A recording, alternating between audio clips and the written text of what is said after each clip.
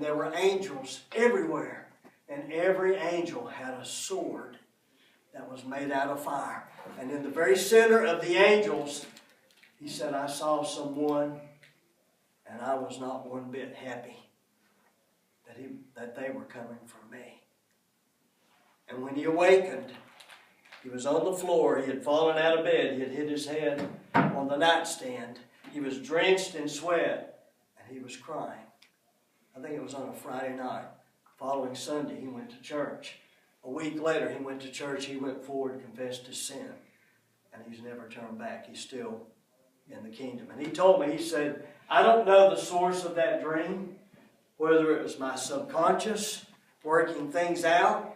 I don't know if the Lord sent it to me. I have my doubts about that. But I don't know. There are so many of these inner workings. I don't know.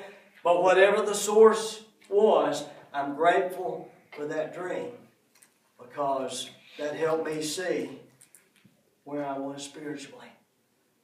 The most important thing that you can cultivate in your life is to have a relationship with God. Amen.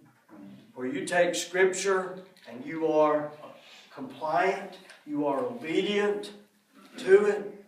You're not like the little boy that stood up in church. It was before the days of padded pews, and he was making his dad sit him back down. And the boy pops up again, and the dad put him down again. The boy popped up a third time, and the dad popped him and set him down.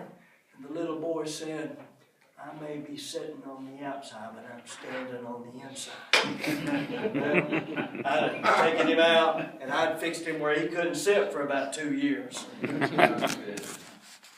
But we do God that way. Well, I'm obedient, and we go to church, and we do the checklist thing. Well, I sing, and I didn't use an instrument, and I prayed, and I said in Jesus' name, and I took the Lord's Supper, and I gave 10% or whatever it was, and I heard the preaching, and then we go our merry way, and we never think about God anymore that week. That's not biblical Christianity.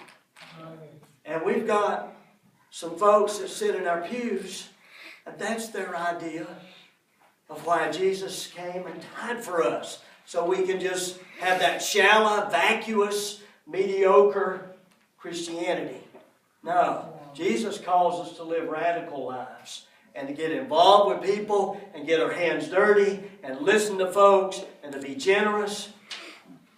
And God turns the world upside down with those kinds of folks. That's the kind of relationship I want with my God.